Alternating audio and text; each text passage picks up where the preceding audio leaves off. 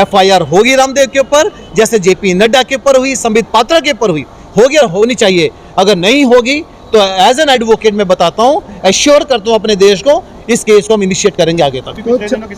26 तारीख को हम काला दिवस मना रहे हैं, यहीं पर ही मना रहे हैं, और आदेश हमारे नेतृत्व का आपने हमें मोहताज करके रख दिया कि गाजीपुर बॉर्डर पर अपने बड़े खेतों को, घरों को छोड़कर यहाँ पड़े। इससे ज्यादा दुर्भाग्य क्या होगा इस देश के लिए। गाँवों का जो चुनाव हुआ था, पंचायत चुनाव हुआ था यूपी में, तो बीजेपी को कड़ी टक्कर मिली थी दूसरी पार्टियों से। तो आने वाले समय में जो 22 का चुनाव है, उस पर आपका क्या रुख रहेगा? आपके शब्दों को मैं ठीक कर दूं, बीजेपी को कड़ी टक्कर नहीं मिली, बीजेपी का सुपड़ा साफ हो गया। टक्कर तो तब होती जब दूसरे नंबर पे होती। 3200 सीटों में से 600 सीट पर आना, ये तो सुपड़ा साफ हो गया। अब मोदी जी और योगी जी की यही चिंता है, 24 में क्या होगा, 22 में क्या होगा। देखो ये हाल रहा, मेरा किसान तो वोट नहीं देता भाई। अगर योगी जी 4 महीने पहले, जैसे आप घूम रहे हैं गाँव जाके, इसको पहले 4 महीने पहले कर लेते तो कहीं स्थिति अलग होती। घमंड था कि पश्चिम बंगाल में हम आएंगे, घमंड था कि जिला पंचायत में पूरी मेजोरिटी के साथ जीतेंगे। जब घमंड टूट गया तो शायद अकल ठिकाने आ जाए, लेकिन अब बहुत देर हो चुकी है। किसान तो समझौता करने को तैयार नहीं।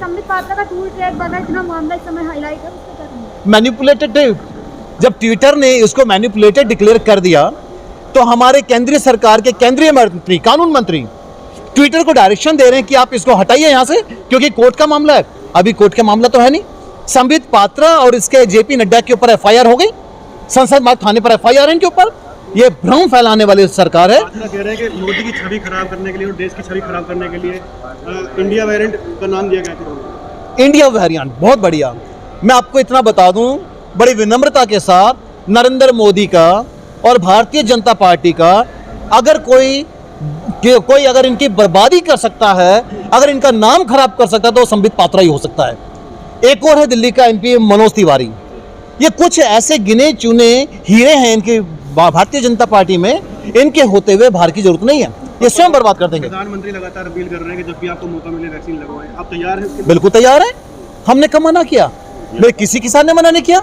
इवन राकेश टिकैत जी तो खुद लगा कर आए थे, और जिस समय राकेश टिकैत जी इंजेक्शन लगवा रहे थे, वैक्सीन ले रहे थे, इन्हीं के भारतीय जनता पार्टी के जो अंधभक्त हैं वो फेसबुक पर देखो गालियां देते हैं।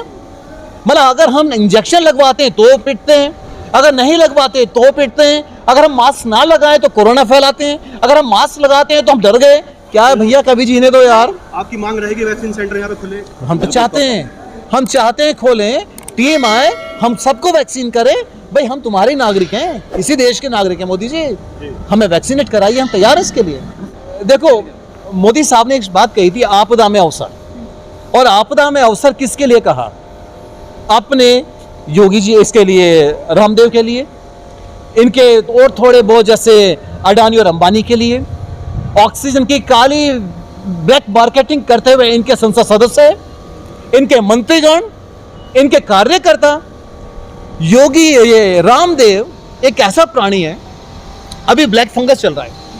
मैं इंतजार कर रहा हूं कि 2-3 दिन हो गए, अभी तक रामदेव अपनी कोई दवाई लेकर आया नहीं, क्योंकि रामदेव नहीं है, लाला ये पूरी तरह से बिजनेसमैन है।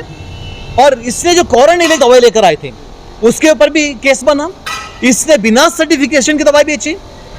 मुझे एक बात बताइए, मैं निंदा नहीं कर रहा, लेकिन DRDO एक दवाई बना देता है जो 2 दिन में विकसित हो जाती है।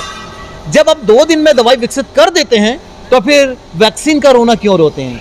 दिल्ली में वैक्सीन नहीं मिलती, मेरे 18 साल के ऊपर के जो युवा हैं उनको इंजेक्शन नहीं लग रहा। महाराष्ट्र में वैक्सीन सप्लाई नहीं कर रहे, उनको नहीं मिल रहा। उत्तर प्रदेश में बहुत सारे वैक्सीन सेंटर बंद हो गए क्योंकि इनके पास वैक्सीन नहीं। तो भैया इनका आपदा में अवसर ढूंढता हुआ एक नया लाला जी निकलेंगे, प्रकट होंगे। रामदेव जी अब देखें क्या दवाई लेकर आते हैं। कार्रवाई करेंगे क्या? बिल्कुल कार्रवाई होगी। इंडियन मेडिकल एसोसिएशन ने बहुत बढ़िया कदम उठाया है। FIR होगी रामदेव के ऊपर, जैसे JP नड्डा के ऊपर हुई, संबित पात्रा के ऊपर हुई, होगी और होनी चाहिए। अगर नहीं होगी तो एज एन एडवोकेट मैं बताता हूँ, एश्योर करता हूँ अपने देश को, इस केस को हम इनिशिएट करेंगे आगे तक।